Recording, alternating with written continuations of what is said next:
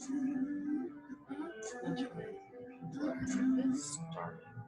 you forget?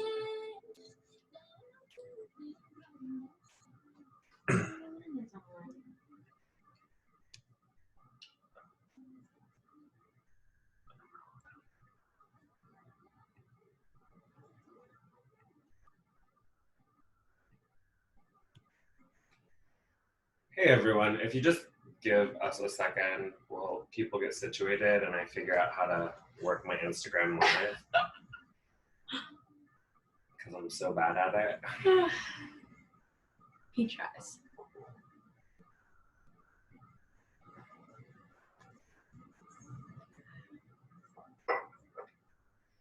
See, I feel like the Instagram live has to be like here. Okay.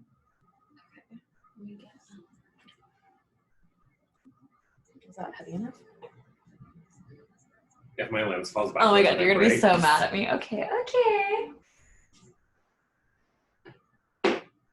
Oh, this one's No, it's fine. Are you just gonna be able to interact with it? Boom. Here we go.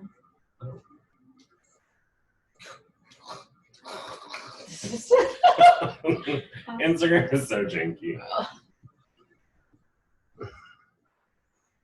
Okay. How do you do this again? Oh. Pin. There. Okay. Hello world. Hello everyone on Instagram. Okay. Okay. Recording. We're recording. Okay. Welcome to the Green Couch. Hello. AKA my breakfast nook. So I guess we're gonna, if you don't know who we are, I'm David. This is Ashley. Ashley's the co-owner of a ballet education in the ballet clinic. Hello. So people on Instagram, feel free to write in. Yes. Same with here on Zoom. If you do want to talk, just, open your mic and So voice we some know. stuff so we know. So we're gonna start today, and we don't have a guest today. We don't have Lauren today. But I guess, how was your week? It was long. Yeah. I think the situation in ballet and the situation across America just keeps getting more and more tense. And it's causing more and more stress. I'm gonna talk about myself.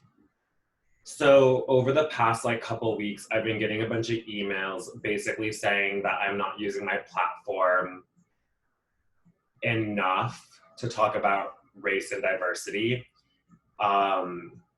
I was also accused of favoriting white dancers over dancers of color within the work that a ballet education publishes and who I draw and what I draw, which half the time it's not even real people. I mean, half the time it's like a cheesecake.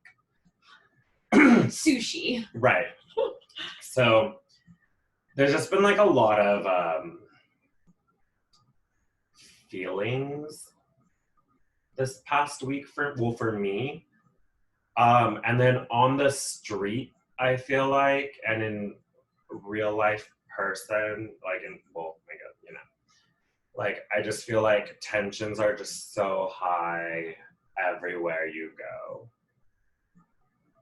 So I feel like that was my week. How was your week? Similar experience, I guess. Maybe you can tell about your experiences.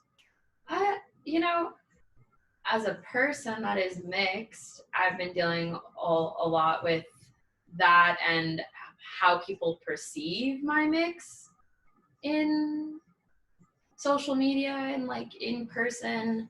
I know I'm fair-skinned for being mixed black and white. I've always been fair-skinned. And I have never tried to represent myself as not being fair-skinned. So having that constant reminder from a lot of people that don't actually know me is difficult, or being portrayed in artistic renderings. Oh my God, just tell them what happened. Well, because I don't want to. So what happened is someone took a picture, because I model too, took a picture that I was a part of, and then re-rendered it and made me a lot darker, not a couple shades darker, like a lot darker in hue. And I found that to be really odd, because I know I'm light skinned and I'm fine with that. And I also think that it detracts again from the understanding that we do come in different shades, and I'm not sure what the purpose of making me darker was supposed to do. And I think that we find that too when we talk about it in ballet, the lightening or darkening of people as a way to try and deal with the grayscale of everything. And I think that that is something that's important when we're talking about art, is that it's okay if someone who identifies as mixed black and white is light skinned. I don't think that you need to then portray in your art that they are darker so that people understand that they are in fact mixed, because I, as my own person, feel like that diminishes from people who actually are in fact darker skinned. My brother is darker skinned than I am, and I would never want him to feel like I'm trying to put my proximity to whiteness on the same level as his, because they're not the same. No, not at all. They're not the same. And I think that that also is important when we're talking about like how to make mixed people feel comfortable, is why don't you ask them what makes them feel comfortable? Yeah. I think that dialogue, right? We talked a lot about that last time, is advocacy and feeling like you can speak and have open conversations. And I think that a lot of people don't realize that most mixed people are comfortable with being mixed. Yeah. This is something that we've lived with our whole lives. And especially in the arts, I feel like people are uncomfortable with like mixedness and identifying as mixed, not identifying as one or the other. Because I've never identified as one or the other. I've always identified as mixed. Right. Also, just to let you know, we did not plan these shirts. No. We literally just went to work and we both happened to be wearing our ballet shirts. So here we are. Hello, people Twinning. on Instagram. No, I think that's a really valid point. I think that like this week has just been a crap storm of just people and a ballet education, and like having to go through these emails and comments. Yeah. And so we're going to address something, and this is going to be slightly hard to hear, I think, for a lot of people, and it might make you feel uncomfortable, especially if you are Caucasian or passable white. Yeah. Mostly just Caucasian. So I had posted for the magazine 3 dummy covers to help promote this latest issue. All 3 beautiful dancers, all 3, one is at Vaganova School or VBA, one is at ABT Studio Company, and one is a trainee at Ballet West, who is a mixed girl. And this woman decided to take on to Facebook and comment on one of the girls' photos, saying how it must be nice to have an at-home studio and that people of color don't have that luxury, blah, blah, blah, blah, blah. So first off, the cover of the magazine features 11 dancers of color. So like, I don't know where she was going with this. But this woman, she's pretty vocal, or was vocal until I blocked her on the Facebook page. Well, no shame. If she's watching on Instagram, so be it. She knows who she is. She basically was saying like, oh, all these dancers of color. But then if you look at these dancers of color, I'm going to speak just, they all have beautiful at-home studios. Like if that's what their parents decided to invest in, you know, a lot of these kids are on full rides at prestigious schools. So if they're saving money and they want to build their kid a studio at home, they should be able to do that. They should be able to do that. We should not judge. But I think the biggest thing that got under my skin, there were two things that got under my skin. Number one, when we are talking about, I don't want to say the war on race, I'm going to say trying to equalize and diversify ballet. Yes. We do not need to be bringing little kids into this. Children are not responsible for Children what's going on. Have no control of who they're born into, what they're born into, the color of skin they're born into. So first off, for this, 40-plus-year-old woman who teaches at a collegiate university, deciding to flex her opinions on being a social justice warrior got under my skin, because you should never bring kids into this. Like, just in general. You can bring in institutions, you can talk about... But it's not just that. Like what happened with, like, that leotard brand and those kids with the blacks. Like, it's just not appropriate. Like, you should not. But here's where it really started to get under my skin.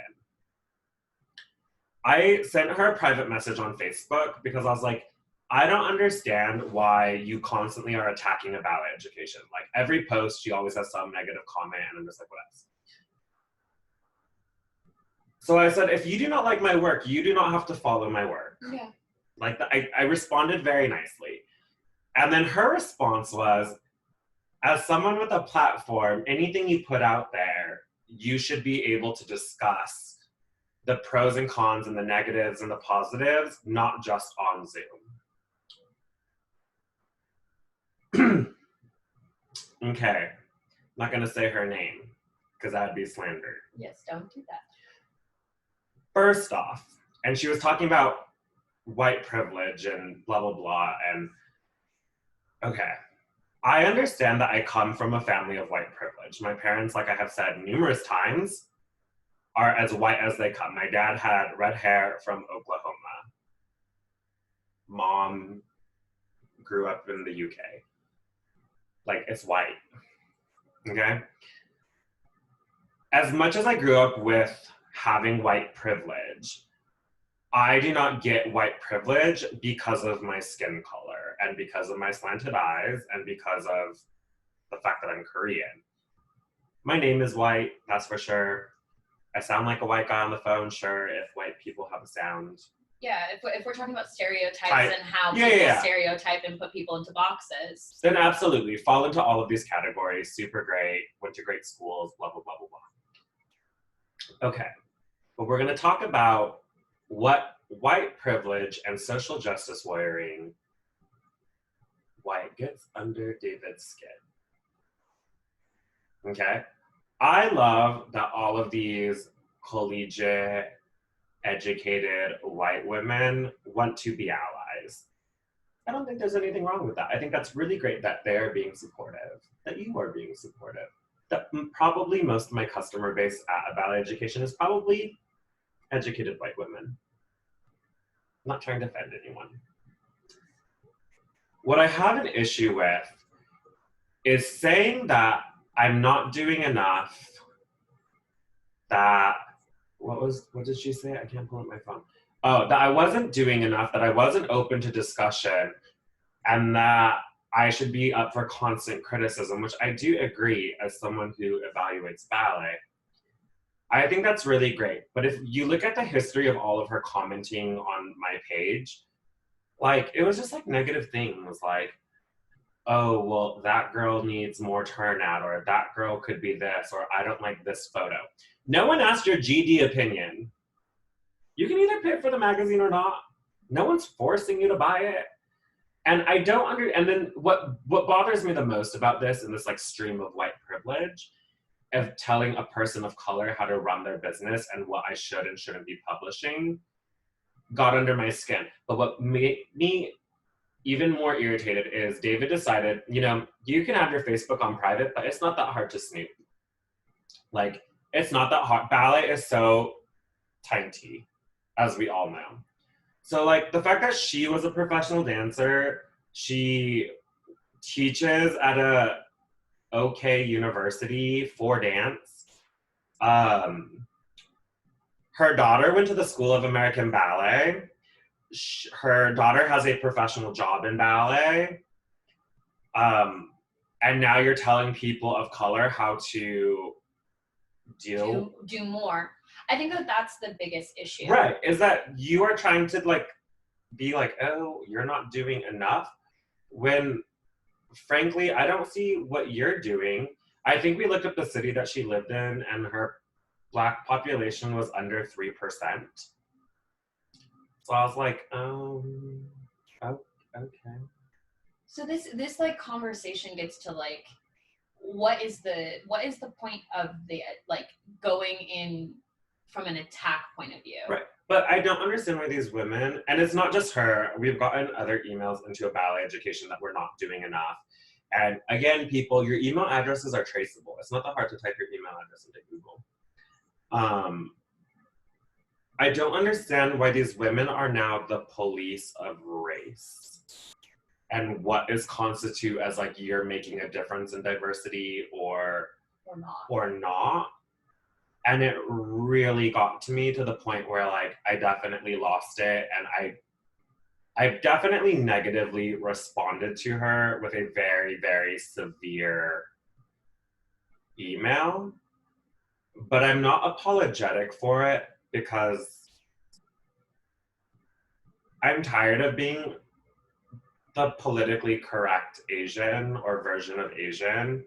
I'm tired of being the politically correct look of diversity for ballet. Like, he's Asian, but he has good technique, or he's Asian, but he knows like not to be angry or loud or emotional, or he's this, but like it fits into this mold and it's not that's preferred.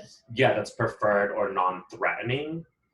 I mean, when I first started my blog, let's be honest, it was like very emotional and aggressive and volatile, and I take responsibility for that. And then as I realized I can use my platform for good, I definitely like transformed that. But then as I like transformed and the blog grew to something more than just a blog and actually turned into a resource, I realized that, you know, I don't know, I've become this like acceptable, friendly version. And then when I'm not allowed to react when people write in, we get about 300 emails a day to a ballet education. Some of it spam, some of it voicing concerns for their kids, a lot of it questions, but a lot of criticism. And lately, over the past like 3 weeks, it's just all been about race. And for me, it's exhausting. I shouldn't have to defend me as a person of color. Like, I don't know. I'm not like in their business, so why are they? Yeah. I think that that's something that, you know, as we're talking about functional and physical ways to continue to shape ballet as we move forward and into more diverse and inclusive space, is this idea of like redirecting the conversation to individual people and trying to have the conversation and the work be on the actual structures that take place within ballet that help feed into where we want it to go next. I think that right now a lot of people are getting hung up on, well, if I call you out for what you did, that makes me the better person. Yeah. And I don't know if that's going to be the most effective way to continue this process. But I also do think that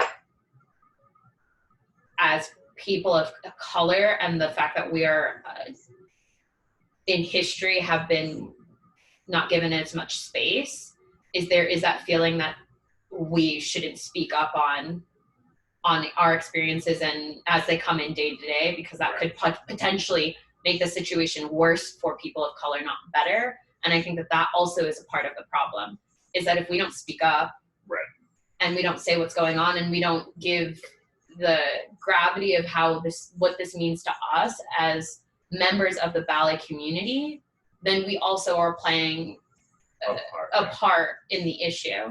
Yeah. That people are not willing to learn how to digest being uncomfortable. And I don't think that it ever is the right way when you feel that defensiveness, or you feel as someone who may potentially be benefiting from the way that the structure is already set up. I don't think that it's ever a good position to then throw the ball back at people who are not benefiting from the structure and say, we'll do more. Right. Go harder, work more, make more programs for what you want, because they already have been doing that. That is the history of brown and Black people in ballet, is then we go and we make these structures for ourselves. Right. Instead of trying to work together as a whole community to fix the structure that was already there. Right. Yeah, it's hard. Like, it is just so difficult. Talking about the structure, though, of how ballet is set up, and to touch on a lot of people's questions, comments, or concerns after the first talk. Sorry. Open discussion. Is how do you create funding inside your organization, whether that's a new organization or an older organization, an established organization, or whatever it may be. If your organization is already established, I feel like it's actually a lot harder to build the structure, because there's so many politics already in play. There's board of directors, there's a lot of people taking donors, so many people. It's kind of exhausting. But I think for younger or newer projects, or especially like schools that are not attached to companies, I think one of the best ways to find funding is to look at the people that are currently in your school. Like, I didn't think that, like, when we were talking about race and diversity at our school, it wasn't even us. Like, we had a discussion with all of our dancers. We sat them down to be like, okay, so when you come from a place of privilege, because everyone at our school does come from a place of socioeconomic status, we are definitely one of the more expensive schools in Arizona. We do have a duty to make opportunity and spaces for other dancers. And that's not necessarily saying I'm going to give up my job for a dancer of color, but you need to know that there are people out there outside of our school that are financially struggling and who cannot afford the same opportunities, like flying to London, flying to Paris, flying to Australia, and have all of these resources to do these things. And then we were talking about how ballet with our kids, actually the change has to start with this next generation. Like, I love our generation, but it's not going to change. Most everyone in our generation is about to retire from ballet. Their bodies are, falling apart,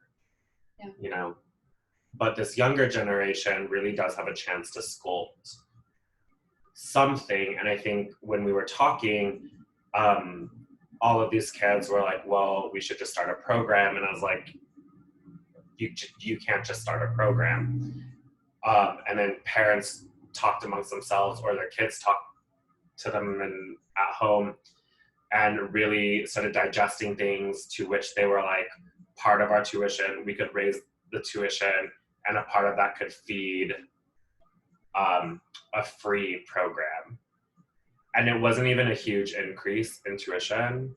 I think it's like $20 a month. Yeah. Yeah, because that covered, like, based on how many dancers we have. And then other families just actually wrote us a check to help start this fund. And then our school is very lucky that we're the Freed Fitters for Arizona. So through our store, which is like a separate business, we have a separate set of people who run the store. They were like, part of our proceeds and the profit margin needs to go to this fund as well. So that was really nice. And then all of our moms were like, we're going to do a costume drive. And we should open it up on a ballet education so that people have old costumes, send them our way, and then we will sell them online or in person. And the proceeds would go also to the scholarship fund. So I think that when, especially because the structure of ballet itself is so privileged, and I'm saying that just from like my own personal upbringing, most of us came from, you know, middle class, upper middle class places. I'm not saying not everyone in ballet does that, because there's definitely like the exceptions, like Eric going through a scholarship program. But I do think that I was really lucky enough, and because the structure of ballet is set up for this upper socioeconomic status, I think that there's a lot of room amongst parents and owners. I mean, our school is not even a year old yet. Yeah. And what we did at the very beginning of our school is we put 3 scholarships, one in each of our teachers' names, to reflect ourselves. So Ashley's scholarship goes to, is it a female dancer or is it any dancer? Any dancer that's of Black heritage. Right. For any level, whatever, there's a full ride there. Eric's is made for a male dancer of any ethnic background who cannot afford to dance. And then my scholarship is actually just for an exceptional, gifted human. Exceptional human. No, there's no racial. Yeah, yours is just merit. Merit-based. And I felt like that also, because also I do feel like there are white people who do not come from Yeah, because there are. Right. So I felt like it was really fair to say that, like, if you're talented and I like you, you can come train at our school. And everyone was very aware that these scholarships existed coming to our school. And everyone, even though half of our school are people of color, because they come from a socioeconomic background that allows them to afford ballet, none of them asked for scholarship. Which is also nice. And they're all knowing they're working really hard to hope they get a full ride for summer course or for a year-round program, which all of our graduates do. Yay! So in terms of that, creating funding, starting small, where you don't have to have a nonprofit, because having a nonprofit is a whole lot of work. And if you don't have an extra $2,000 lying around to kickstart your nonprofit, it's rough. We just got our nonprofit. Just because it's something that we have always talked about. But even though ballet education has all these scholarship funds, we've never been a nonprofit. Yeah. We are still not a nonprofit. What we choose to do with our profit and donate to kids or pay for point shoes, or when people write in and can't afford and we have the extra money, we do give that money. But in a lot of ways, that is like when you set aside money for your savings, right? Right. It's deciding that said savings money is going to go towards something that you care about, right? So if you're in a small position where you can't have a nonprofit, you can still have that little extra scrim of savings, right, put it in a savings account, and then have that money go towards a program that's designed for exposure. And a lot of people wrote in, especially who were like, we're new to this, or like new to trying to diversify our programs.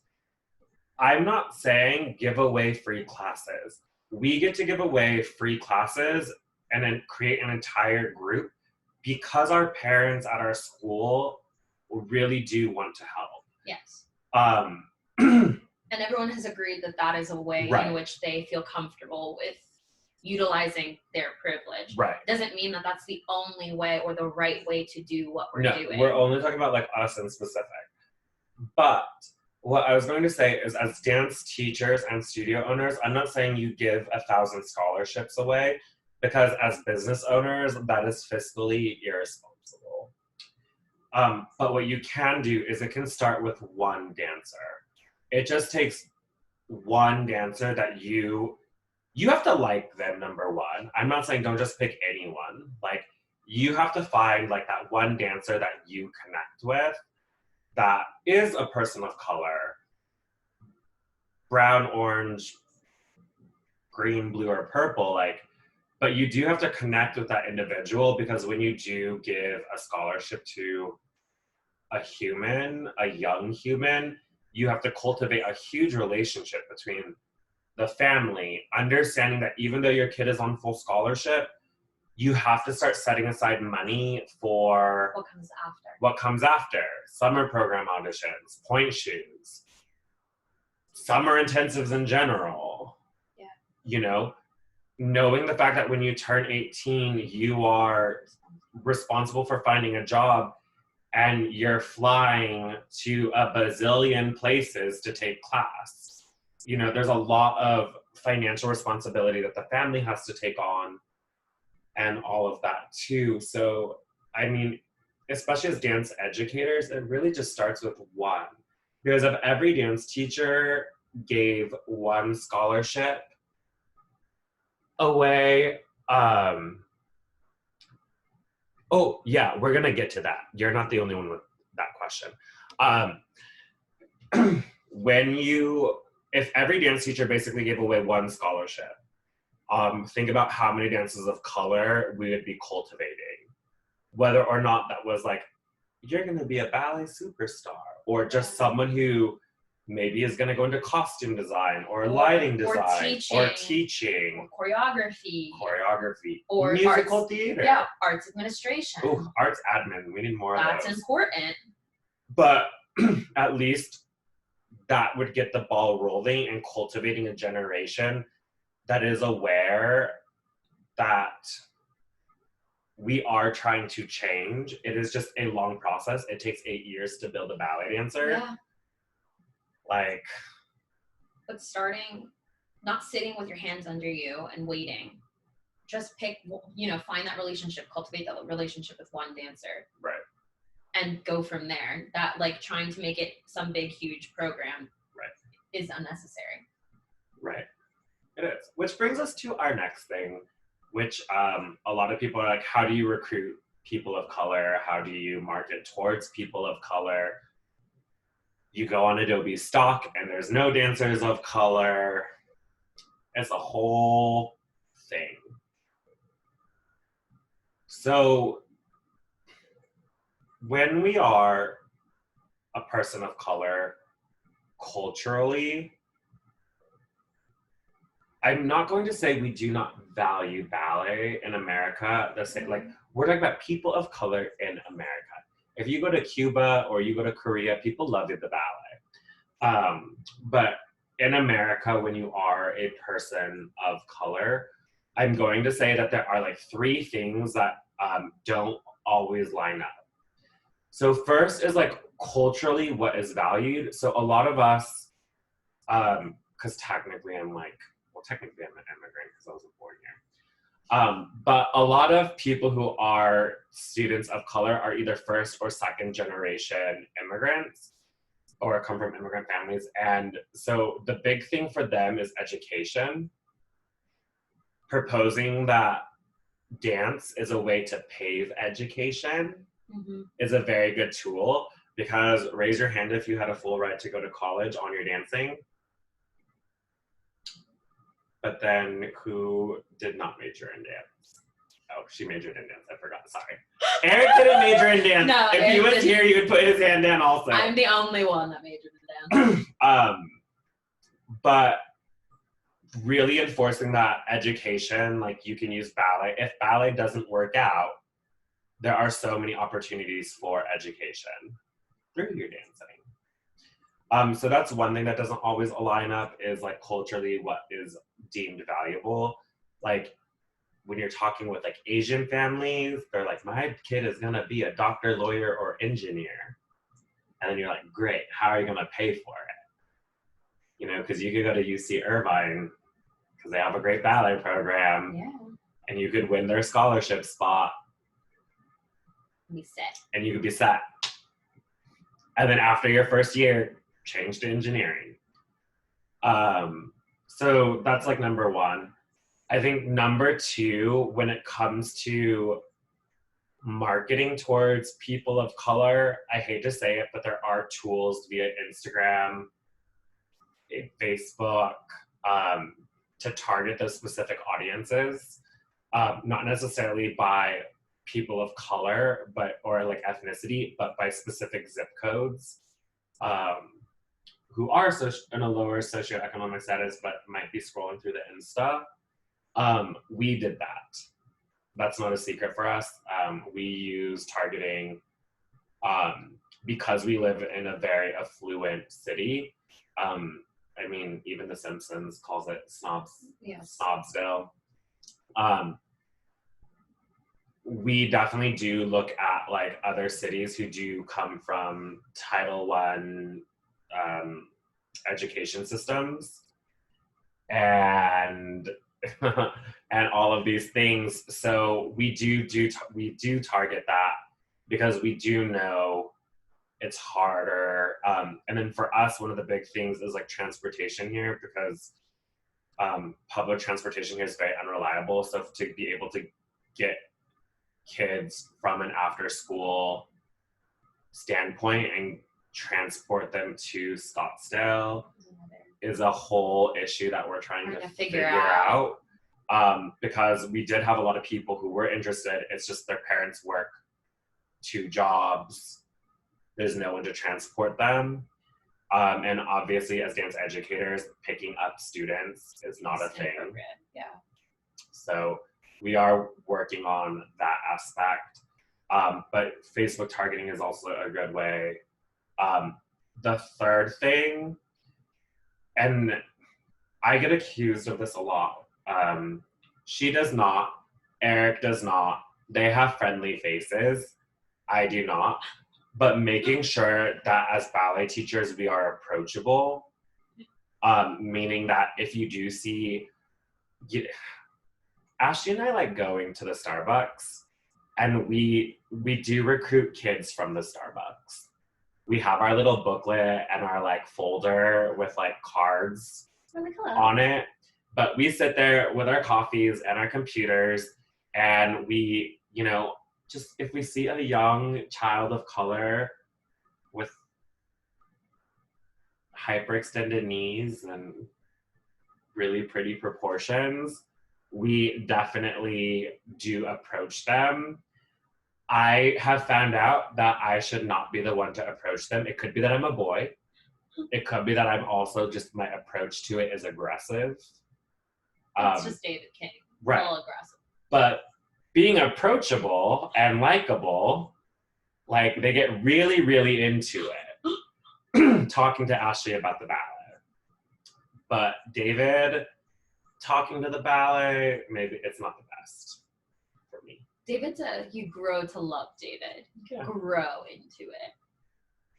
And half the time you don't even grow into it. You just accept the fact that I'm not going to change. No, he's always like this. And that's what we love about him.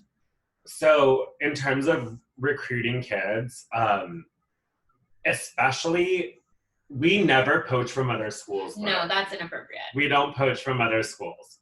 We literally take our butts to the Starbucks or Flower Child or the outdoor mall. In public spaces. And we come prepared. We're wearing our ballet shirts. It's not like we're in regular human clothes and being creepy about it. No. We have information that offers them a free...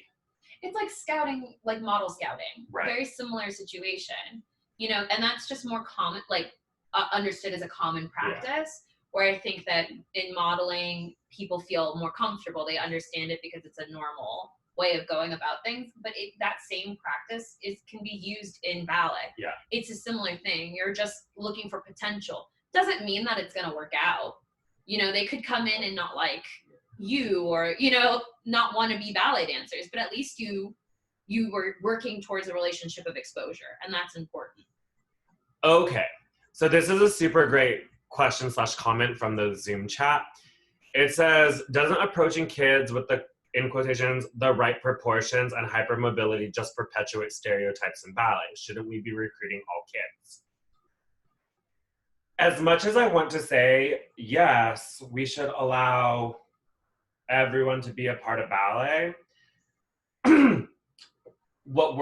what I'm saying is that when we are focused on kids of color specifically, because this is a very important, crucial thing, is that we want to make sure that the kids that we are scholarshiping or the kids that we are recruiting actually have a chance to maneuver inside of the ballet system. The ballet archetype, the ballet body type is not going to change tomorrow. It's not going to change next year. It's not going to probably change for the next 5 to 7 years, because ballet in itself, the body type evolves every 10 to 15 years, right? We can actually pinpoint it on certain people, right? We can actually say, if it wasn't for Sylvie Guillem, we wouldn't need superstar all-around girls and whacked out legs. Personally, I am not a fan of her artistry, and I know a lot of people are, but the reality is you can't deny that woman got legs, the feet, the back, the turn, the jump, the everything, right? And that's what started this next obsession. Yeah. And then Alessandra Ferri with the feet and the legs, and be I'm not gonna do fouettes, but I can look really pretty in arabesque. Yeah. Right? So then we were oh, we like that, right? And then Julie Kent at Lausanne comes around and is not only am I gonna be really pretty, but I'm also gonna have perfect technique. Again, maybe not the biggest fan of her artistically, but that body type was new. The same thing could be said about Gelsey Kirkland and leading up to the Balanchine ballerinas. They definitely had more athletic body types. Yes. Even though, and then we can also pinpoint Balanchine skinny mini on Tanaquil Leclerc, poor her and polio, but but before her body type was the one that set the next standard. And then even now as men, I would say that Daniel Simkin and Jeffrey Serio created this new boy ballet body type that's super, super lean. Mm-hmm. We had Ethan Stiefel, who was very lean and very long, but it wasn't as skeletal. As tiny, right? And then Jeffrey Serio and Daniel Simkin came around, and then we were oh, we like this boy body type, find that, but longer. And then we got, we have Roberto Bolle and his physique, and we can really pinpoint it on certain people as the body type evolves. Right, and so there is room for other body types in dance. I am not debating that. I am saying though that setting up kids for success inside of, and then, homegirl on the Instagram, and then Svetlana came, and that Sveti came. Right? And then Natalia Osipova came the year after with a jump. Mm-hmm. And then 7 years later, we get Olga Smirnova with the Uzi and the face and the, it's a thing. We can track it. But what's really important is that we are picking kids to invest in who actually have a chance to maneuver inside of this industry. Ballet is unforgiving. Ballet is mean, it is terrible, but it is also physically demanding. If you have a boy that's 5'1", he is not going to go to the NBA. He's just not. He doesn't have the physique for it. If you are 110 pounds, you are not going to be an NFL linebacker. If you do not clear your LSAT, you are not going to be a lawyer. These are just requirements. If you do not run fast, you are not going to make the Olympic team. Yeah. There is a certain thing about ballet that does require a very specific if we're talking about elite ballet, let's call it that. Elite. We're gonna say going like for top tier. We're talking about top tier ballet, right? Just like with anything else, you have Pee Wee football, you have minor league football, you have minor league baseball, you have minor league basketball. Division You have One. Division One versus.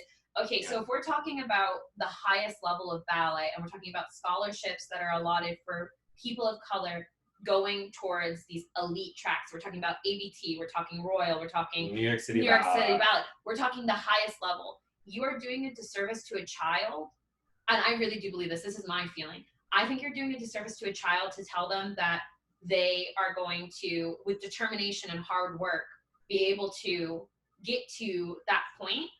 If their body type is not what they're looking for, then why would you tell them that?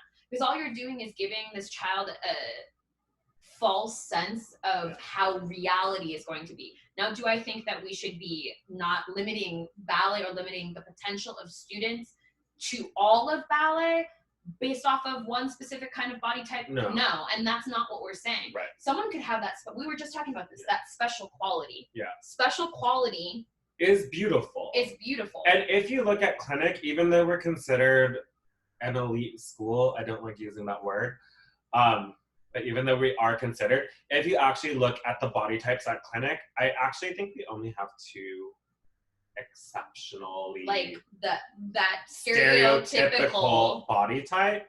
Everyone else, man, they got stuff to work on. And also it's a matter of mental as well, because if you're going to be a student who is also a brown student, a black student, with a body type that's not the preferred body type, if you're not mentally ready for the constant in and out of having to work with your body, the body that you were given, that you have to work with, not against, plus, you know, all of the other things, if you're not mentally wanting to do that, that also, there's nothing wrong with that.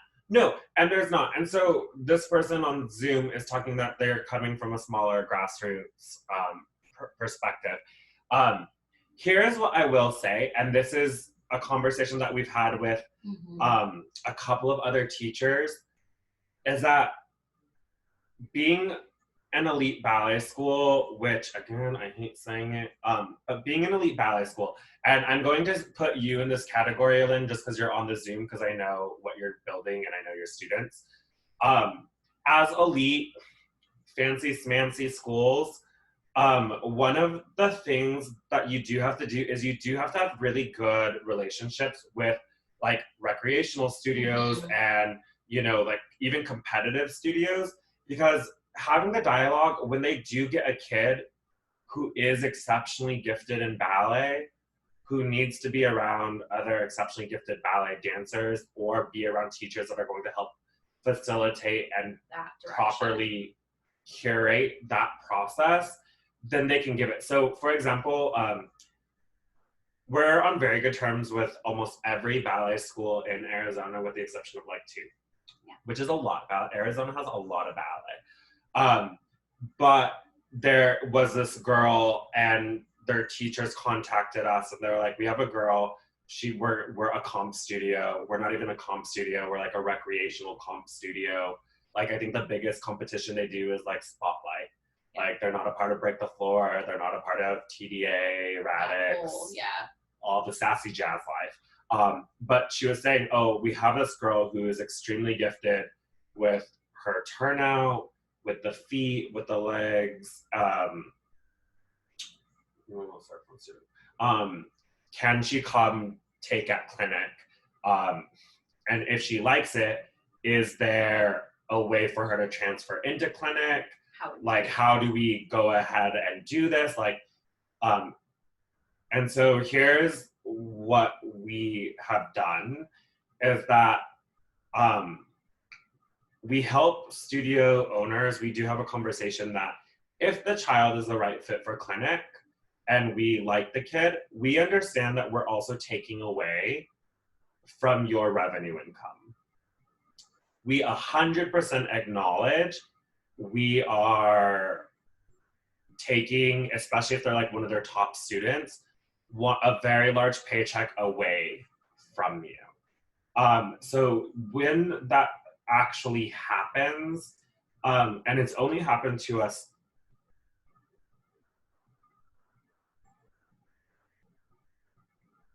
twice. Everyone else was left on their own accord. It has happened twice. We actually give the first month's tuition back to the studio. Like the kid pays us the tuition, but we actually give it back to the studio that they came from. Just because we understand that like transitioning financially when you lose someone, it's very, very hard. And so building that relationship and understanding. And then also we make sure that like if anyone else from that school wants opportunities, that's super great, you know, come on down, or free workshops, or you know, Ashley was teaching at a comp school and they had a bunch of gifted body types, and the studio owner, you know, was trying to get us kids and back and forth. And so in return, I went to go teach for this is a day. Yeah, just a day. It was a whole day though. It was like 8 hours. But that was how the program was designed. Right. It was just a day. So I went down for 8 hours and I taught literally like every child at their studio. Just so if I saw something or someone that they could invest more into and get them ready to transition to clinic the following year, there was that relationship and option. So again, and it's the same thing as like elite schools. We also have to be on very good terms with the professional schools that we feed into. Like, you know, making sure that like ABT is happy with the dancers that we're producing. Sorry, we're reading. I used to work at SpaceX when I lived in Arizona. Right. So we try to be on good terms with everyone, and we try to do the right thing, because if you are from Arizona or Minnesota, dance is crazy. It's a war zone. Thank you. Yeah. So making sure that you have these relationships, because eventually we have to let go of our kids to ABT, to SAB, to Royal, and we know that Royal is not going to write us a check. No. I mean, they have like a lot of my kids, like they're not going to write me a check and be like, haha, David, thanks. They're not going to do that. But understanding how the system of ballet works and the way it feeds, you know, is that we know that in the long run, it's better for the entire chain if we can get one kid into Royal Ballet, because then on their bio, it's, oh, I got to start with so-and-so, and then I went to clinic, and then I went to the Royal Ballet upper school to get into the Royal Ballet. So like having this like long, very smoothed out, giving respect to each point of the process. Right, and also respecting schools and understanding the process of how we're curating dancers. For example, there is a outreach dance program. I don't know. It's a nonprofit arts thing, and they go to like elementary schools and high school, and they teach like they teach like dance through like positivity and human connection and things that are probably above an elementary school's mental capacity, but it's cool. But like one of the directors and I became friends, and we were talking, and I was like, look, if a kid is musically inclined, meaning like they're not off the tempo and whatever, and if you can see that their body just moves in a very interesting way, you can scholarship them or give them a free week of classes to our school so we can see them. And we did get a young Black girl from that. Yeah. You know, she is super music. Does she have the body for ballet? Maybe not. But the musicality is good. The quality is good. She just loves to be in her like sassy little skirt, living her best life. Like, you know, and we do have that program for kids who do want that. But then when we were talking about recruiting specifically, it is a very good chance for these kids to also improve their living life. Like if we find a kid at a Starbucks or wherever at 9, and we can say that by 14 you're getting a full ride to the Princess Grace, who wouldn't want to go live in Monaco? Yeah. I mean, it's Monaco, just for the races. Like, you know, so in terms of that, when recruiting people of color, there's so many different ways that you can go about doing it. There is one other place that I do recruit. She is not a part of this. She doesn't believe in crossing the line. I don't necessarily view this as crossing the line, but a lot of the times I have to go to these comps. And I'm talking about like full-blown sassy jazz comp, you know? Very rarely, believe it or not, like in my experience, most of the times at these competitions, there are not ballet dancers on stage. They might have good bodies, they might have good feet, they might have good legs, they might have good jazz technique, but most of them are not ballet dancers. The way they move is not ballet. The way their muscle structure is developing is not ballet. But once in a very, very blue, rare moon, you do find that comp dancer that hasn't hasn't developed like jazz and modern muscles, and their body is still like, and usually they're under the age of 11 or 12, where their body is really built for ballet. You can see the mechanic of their legs just automatically turn out and spiral, or there's this automatic like overly lifted, pulled up quality that is something that is so appealing for dance teachers, especially ballet teachers, that is the time I will go up to a studio owner, not a parent, sometimes a parent if I can't find a studio owner. And I do say that this child could be exceptionally gifted in ballet. Has this child had the chance to train at an elite ballet school or a hardcore ballet school to see if her body even reacts well? Because a lot of the times jazz dancers, when you put them into a rigorous ballet, their bodies hate them. They're like, what is turnout? What is this over rotation? What do you mean I can't lift my hip in a tilt? Like, you know, it's rough. But, you know, there are multiple ways of recruiting that. And then I guess, like, once again, it really has to do with like your relationship within the community of dance. I mean, she's very involved in the Phoenix, Arizona dance scene. I don't have to be because of my reputation, which I also think hurts us sometimes, that they're like, oh, David is so far removed from us, or he doesn't participate. And part of that is that I don't have time. Yeah. I mean, I do a bazillion things with a ballet education, but I do know that it is important. So amongst the Arizona studio owners, I try to be as welcoming as I can.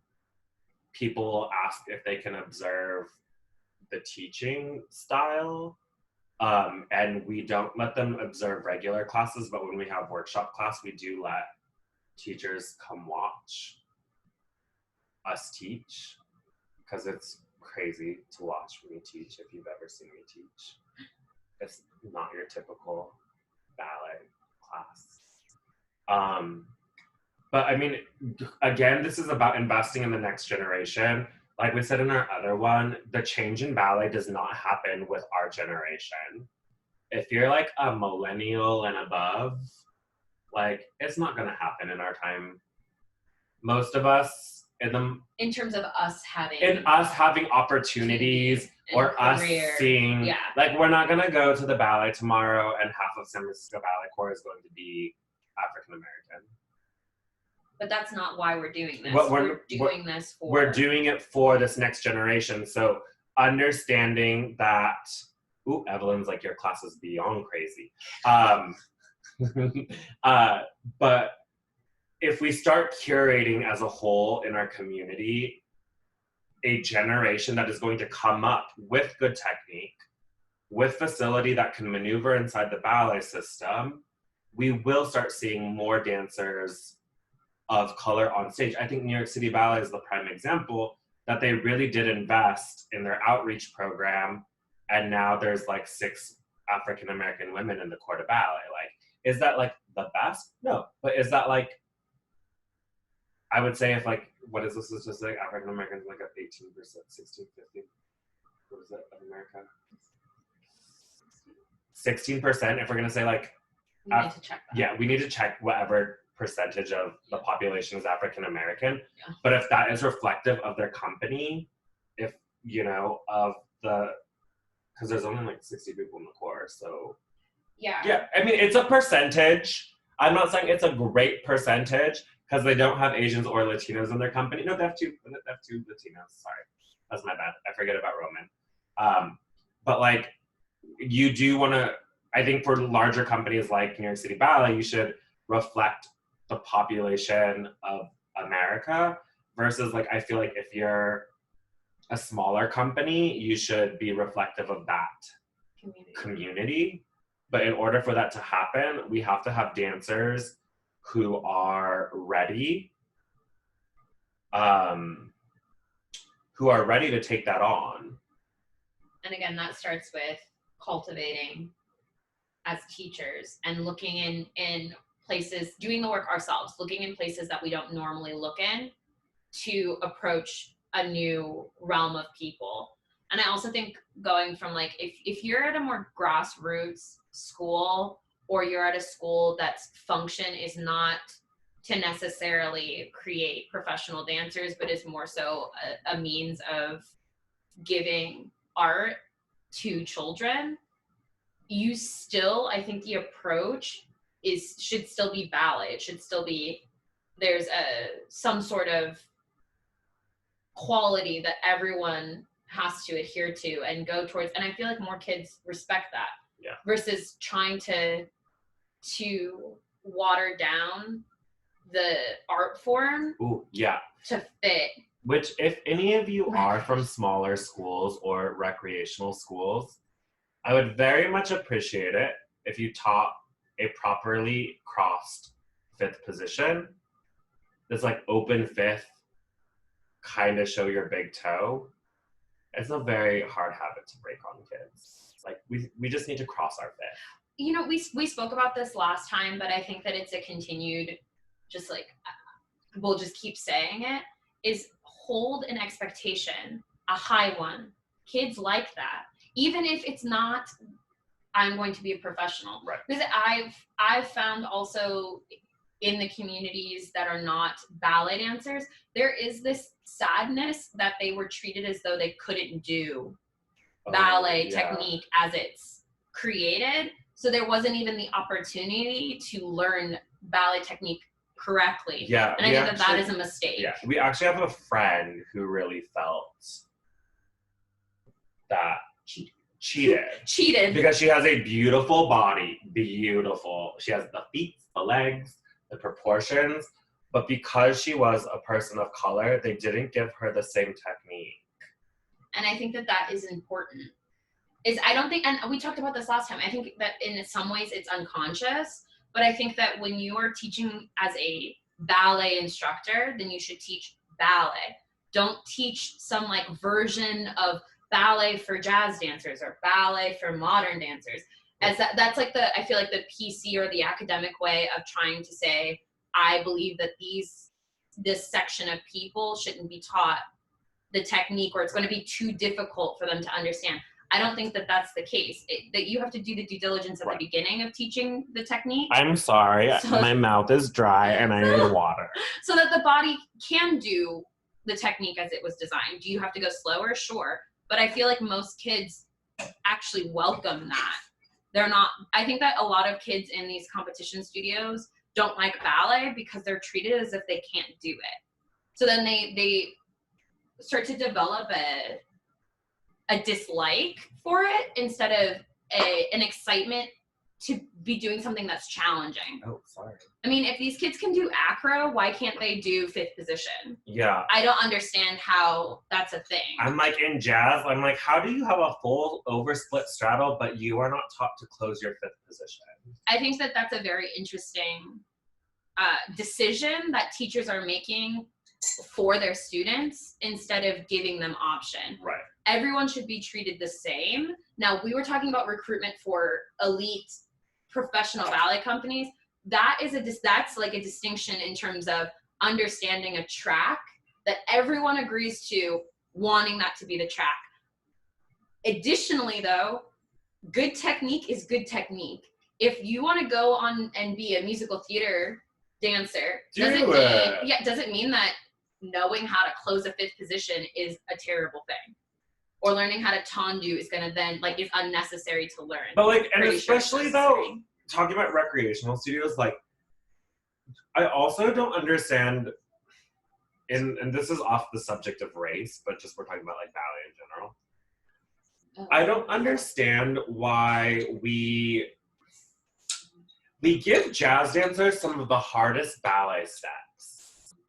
Like, if you're at a rec school, you really don't need to learn how to do jeté battu. You don't need to know assemblé entraînant. Like, you're never going to do that in a jazz school. Like, ever. So why are we giving it to them? Like, if you're at a jazz school or a comp school at a small school, and you only have an hour ballet class, which is very rough. I mean, I teach a 3-hour ballet class and I run out of time. Like, I barely made it to Grand Allegro today, kids. Like, barely made it to Grand Allegro. Like, ran out of so much time. I was just like, tombe pas de break, please let's start a shot and go. Like, because I like ran out of time and that was like 3 hours. But I don't think there's anything wrong if you're at a smaller school or a less ballet inclined school. That ballet is just an hour bar. There's nothing wrong with just doing bar for an hour. Close your fifth position, point your foot, learn how to rotate, learn how to square off, because we love a good square. But I mean, I think that this does in some ways sort of cross contaminate with race, because I think that the reason why a lot of brown and black dancers, besides being told that they should go into those things, find jazz and modern and comp more fun, is because their teacher is not giving them that sense of excitement towards difficulty. Right. And towards slow, and towards, we do the same thing every day, but there's a reason for it. That's exciting. Having to watch yourself progress in one step is just as exciting as an aerial. Right. Which is doing the exact same thing. You have to do that over and over and over again for it to be perfect.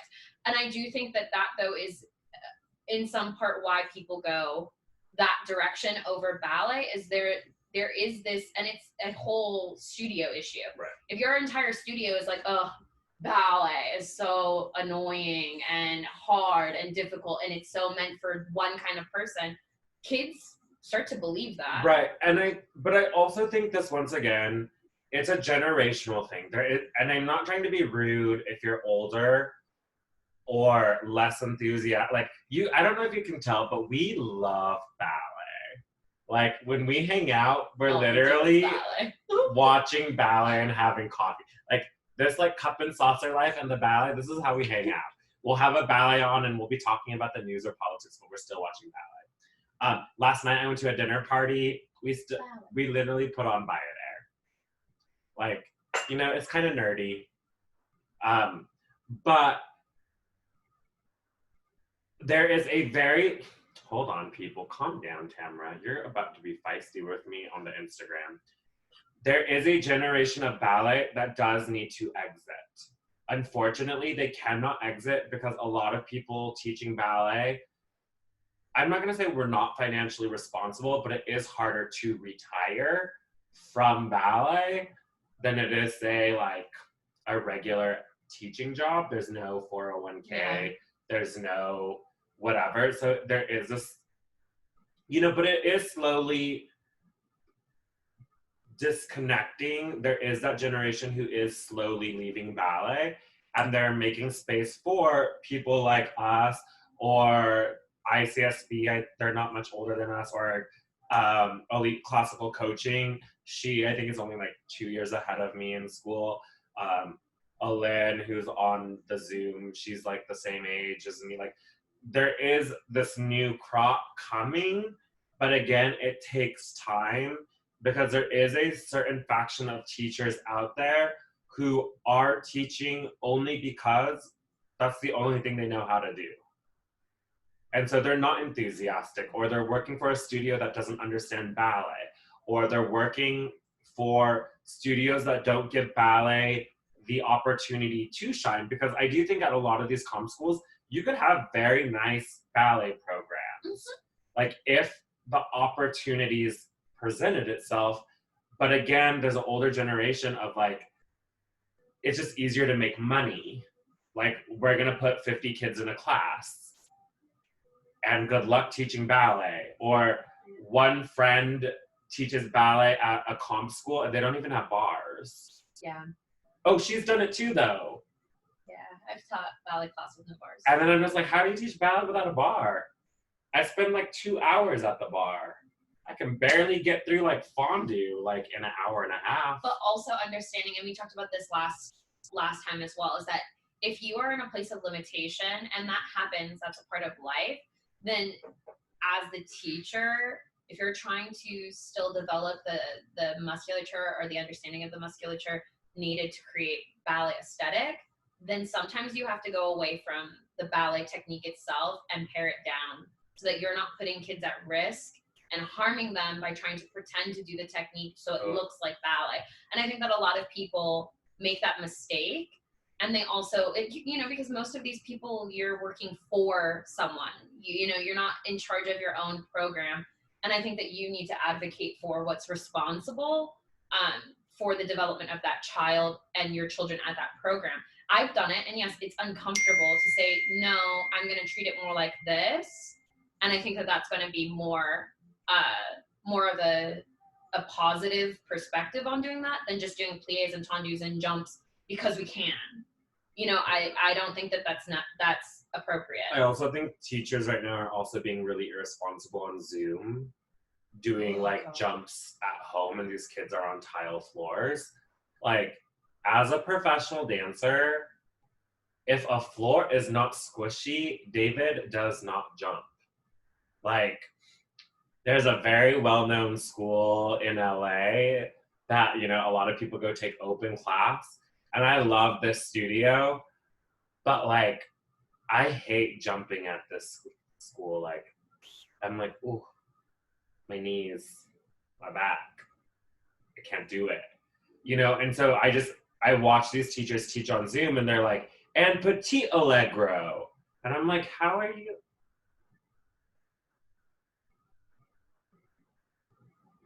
I don't know.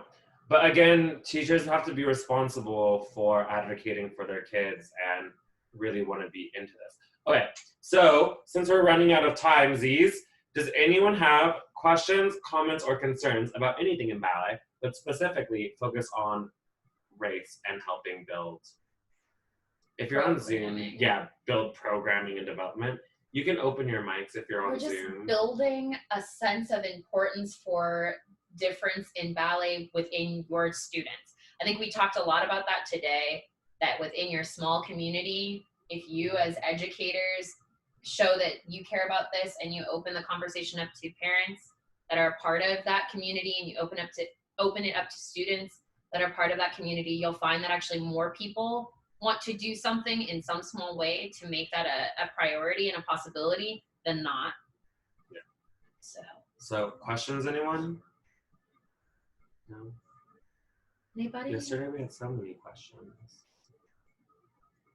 Just open dialogue on anything that we talked about today. Or they could just be like, we're over you guys. We're done with you. And that's okay too. Yeah, and that's okay too. We're all trying to do something, and I think that that's important too. Right. So, again. Oh, yeah. I just wanted to say thanks for you guys for opening up a dialogue, because it's not a hard thing to do, and it's very brave. So Thanks, Kat. Thanks, Kat. She doesn't count though because she's our student, or was our student. So she doesn't really count. But she goes to Arts Umbrella. She's one of those educated, humans inside of the ballet. But I mean, we really would love to just hear your perspectives or your questions, because we do want this to be a large community effort. Yeah. On trying to do things. Absolutely. So. This doesn't necessarily have to do with anything racial. This is kind of about programming. I was just wondering if the dancers at your school supplement with anything like yoga, Pilates, like what else are they doing besides just elite ballet, if you will? Like, I'm sure they're doing other things. Okay. Our school is really, okay, because I don't want people to interpret this the wrong way. We don't do that many hours of ballet. Do we do 3-hour ballet class? Absolutely, but that's all we do. We only dance 15 hours a week. Like 1-5. Oh, thank you. Thank you. So we only do 15 hours of ballet. The kids have their journals and or Apple Watches and or Fitbits. So before they can even come to ballet, they have to clock 30, depending on their age, their body type, and their metabolism. They will be doing cardio for anywhere between 30 minutes to an hour. They also have to hit the gym before they come to ballet class, where they do 30 to 45 minutes of strengthening exercises. Yeah, and that is specific to the student. So they ask a lot of questions. And they know exactly what they're doing. Like, they know, like, low weights, isometric movements, resistance bands. Some kids who have a hard time triggering their inner thighs, they do the leg pressing with very low weight so they can feel it trigger faster. So we do all of that, and then we also require 30 minutes of cool down inside the studio where they must stretch on their own. And then they also have to go to Pilates. So we've arranged a partnership with a former colleague of mine. We dance together, who now owns a Pilates studio, where they go, and then we text her like what all of our kids are working on, so like she knows. Then if you have a issue toning up, you also have to go to Bikram twice a week. Like, we do all of that, and then that's on top of like a lot of the kids will also cross-train contemporary at open classes or convention. Because that's what I want. Right. So we're definitely on the more hardcore side. Like, we're definitely very like fitness oriented. Like, we start ballet class every day with a 3 to 5 minute plank, depending on who's teaching or what the focus is of class. And then like the kids know that like we do like, so today we did a 4-minute plank, and then we've been working on back articulation. So we do the Graham series for back articulation, the floor exercise for Graham, and that takes like a good 7 minutes. And then we stretch before we even start warm up. So we definitely, we're big into. And if you like have my planner, if you have the planners, you'll know that I'm very big on the cross training. It will even say like, everyone at home, 30 minutes cardio, 30 minutes conditioning, 30 minutes of extra stretching, bonus stretch days. Because we really do believe in, and this goes back to somatic practices, the more you can move your synovial fluid throughout the joints, the healthier the body will be, and the longer career you will have. So that is why we do so much crossing, especially with our girls with overly hyperextended knees. A lot of cross training. Or if you have a very hypermobile back, extra Pilates. Like all of our boys happen to have very beautiful backs. So We're very big on your core needs to be very strong. yes.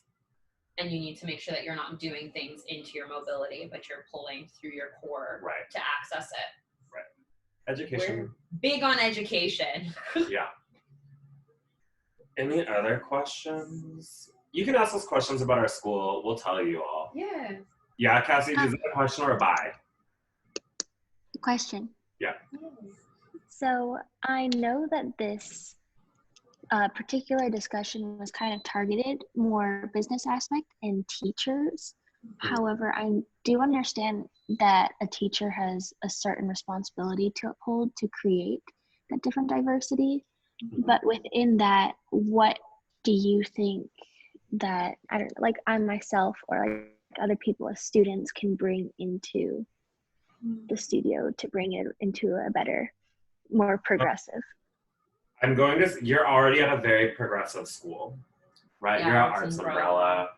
So, but whether this is community on Instagram or other venues of social media, or even in real life when you meet other dancers, whether that's you're workshopping for Crystal Pite or you're doing all the Cassie things or, you know, all these amazing opportunities that you do have, Cassie, I think one of the biggest things as a student, or especially a Caucasian student, is making sure that when you're talking to dancers of color, or it's coming from a very genuine and authentic place. It's not like the, oh, hi, how are you? Like Really where the voice goes trying. really high up and it's like, we should grab a coffee. And then like, you don't even exchange numbers.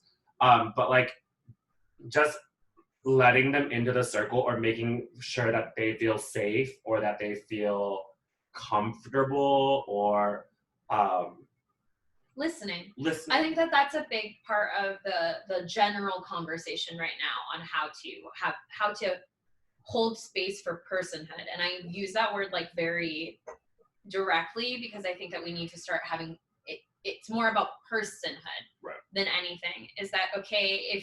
If you're really trying to be authentic with opening up the circle of people that you know to include more diversity of what they look like, then you need to listen. Don't go in and be like, hi, I'm Cassie. Here's my whole life story. Let's talk about me. Let's talk about how I feel about the situation, because that wasn't the intent to begin with. Just like when you have any sort of new experience with someone, you need to open the space for it to be an equal partnership of listening and hearing each other. And I think that is something that gets a little lost in the sauce with dance because it is a nonverbal experience. I also think like when you're experiencing like those moments in contemporary that are like that are muscle bone experiences where you're doing kinetic work with each other that's nonverbal, is being really, really authentic and holding space with that person. Letting them feel that you are being responsive to them and that you want to have this experience between each other, and that it is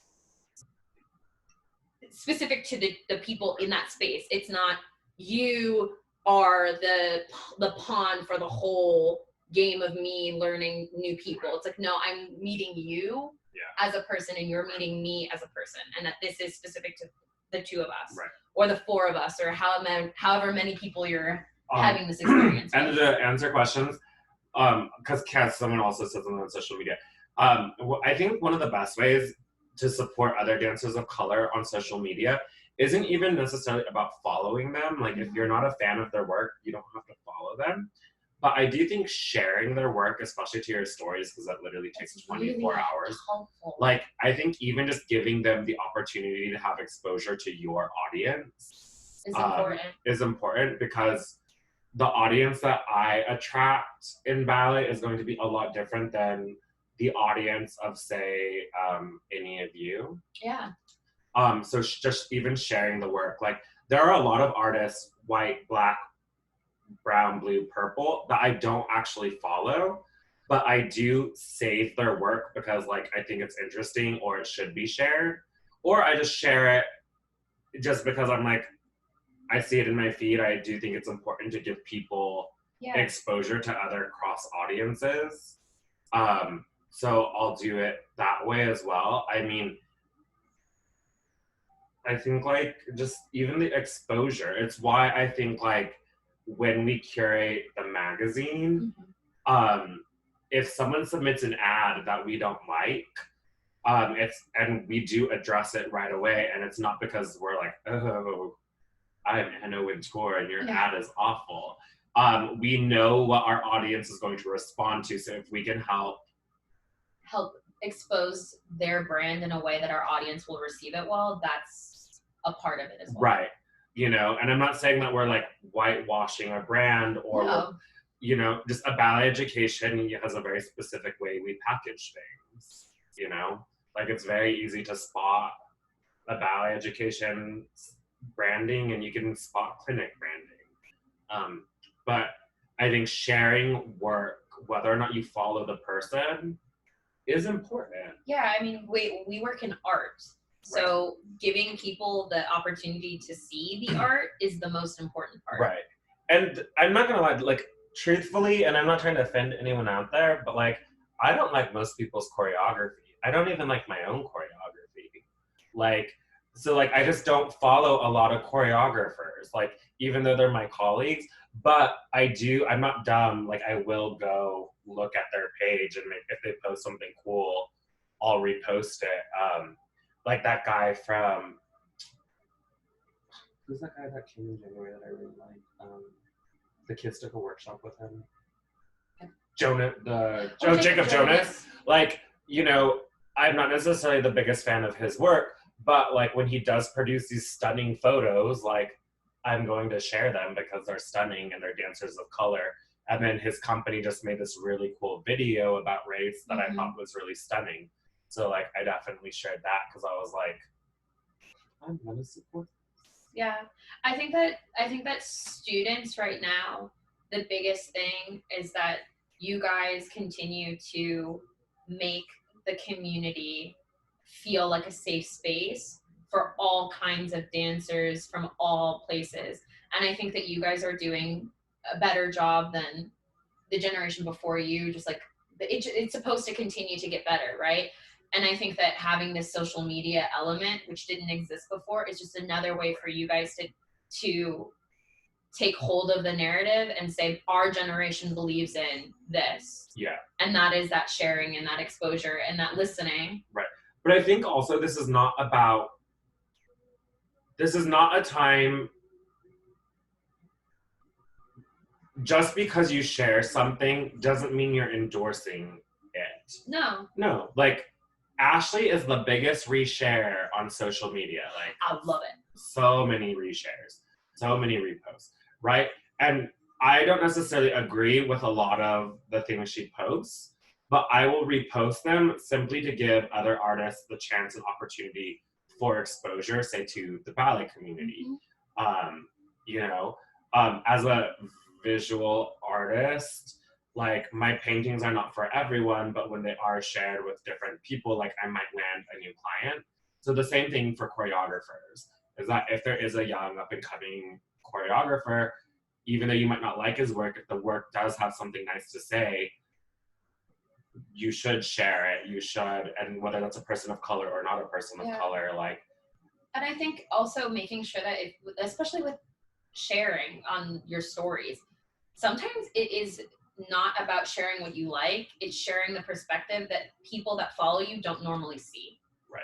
And that is important. If you got to see it and you were like, oh, I don't normally see this on my feed and I don't know anything about this, then most likely the people that follow you also have not had the exposure to it. Right. And that is important too. Yeah. The more that you understand the different experiences of personhood, I think the better off you are as a person. Yeah.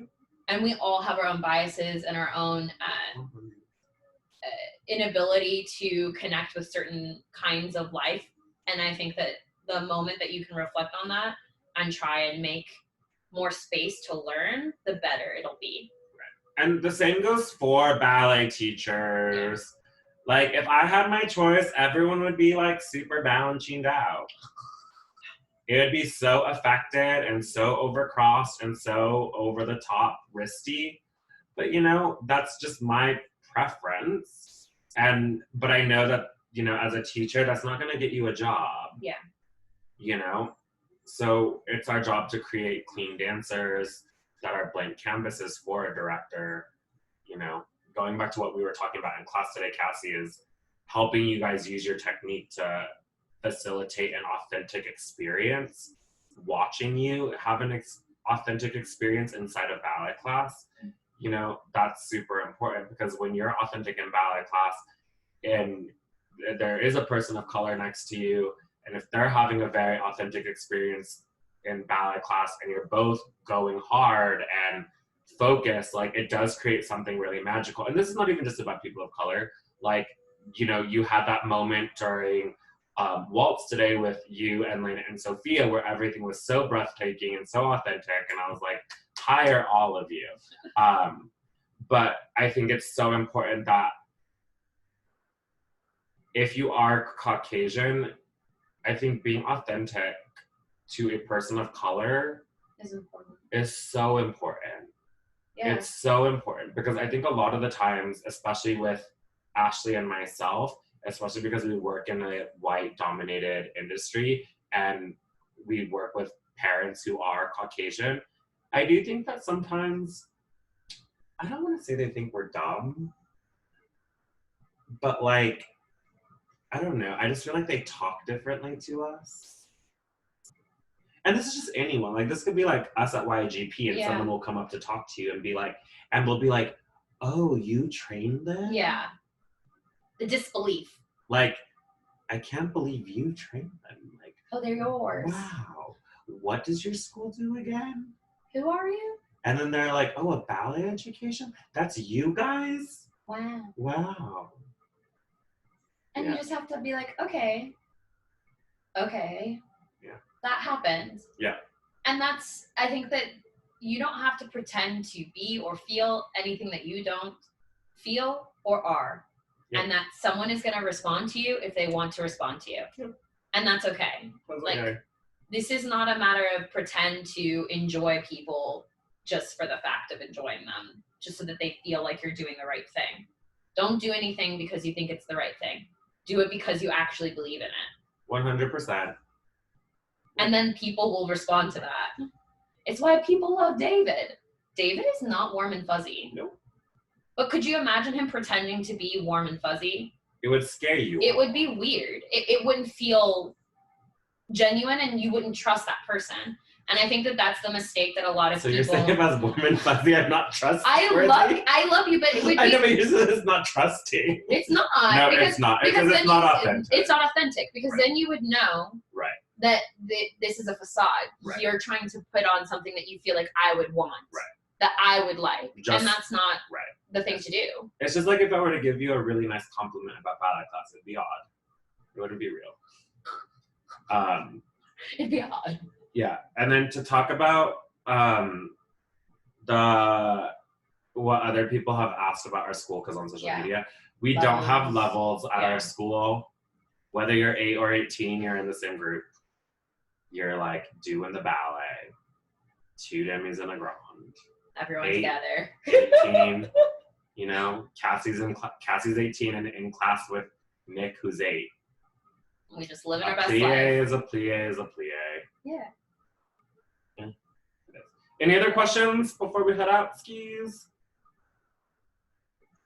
Last chance for the questions on Instagram. Or on the Zoom.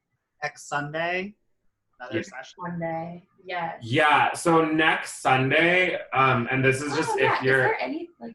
No, we have to do the thing. Next Sunday specifically, we are talking about how to properly package yourself as a dancer to enter into this new world of social media, COVID, shenanigans, you know. And then we're also, I do believe that we're gonna have 2 guest people on Zoom. So if you're on Instagram, it's not gonna be a thing next Sunday, because we have to do it over Zoom, because we do have 2 very prominent people of color educators who also are gonna hop on with us because we just like everyone. Yeah. Okay, questions? Questions? Instagram, you can 100% write a question. Yeah. We're Or trying you can just email us on the Yeah. website also, and we'll address it. Yeah. I mean, we're pretty good about answering our emails. And when I say we, I mean Liz and Ashley. They are much better at answering their emails than me. Yeah. Yeah, Liz is so efficient. If she's watching this, bravo to you. When is this Zoom? We are doing a Nirvana. I miss you too. You should just come to our school. You should just come to our school. That's a whole nother thing, but you should just come to our school. So I'm a former student. But what time is it on next Thursday? On Sunday, it's at 2. Sunday at 2:00 p.m. Pacific time. Oh, it's not ballet class. We're just talking. Yes, correct. Not a ballet class.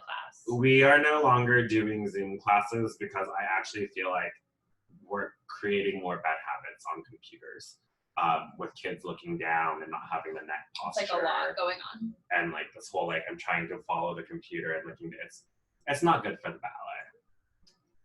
So we are not doing that. But if you're ever in Arizona, feel free. Come on down for a ballet. I mean, with the COVID. Maybe not with the COVIDs. But when this is over, feel free to come down. Maybe not right now because we don't want your germs because we're super protective about our germs. Like we contact trace on a daily basis with the kids. How many hours of points do we have? Currently 1. We do 1 hour point a week.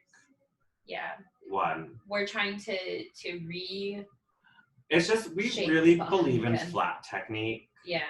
We really and you should move to Arizona too. We love you. We love you.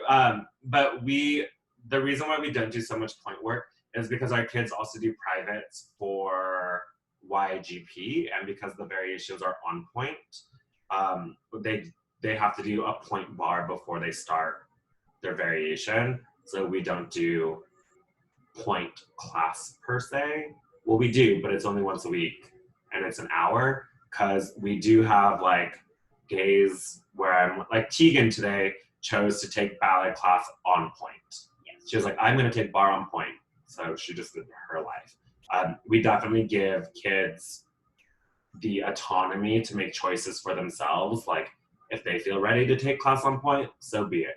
Belle Pickering takes the entire ballet class on point, you know, because she's at Royal Ballet School. So when she comes home, she's like, we don't even do flat. So point shoes it is.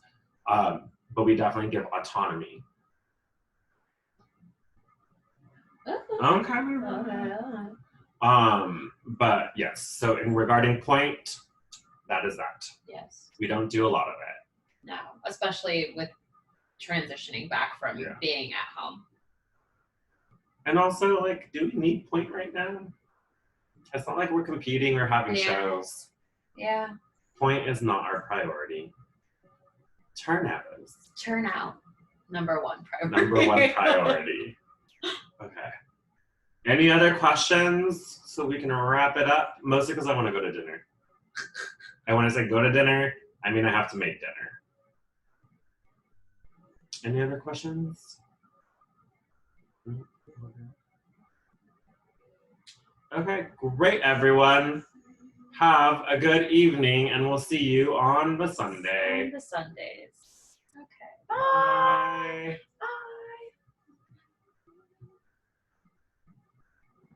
Yeah, all about the flats. But that's why you work for us, Liz. That's why we like you.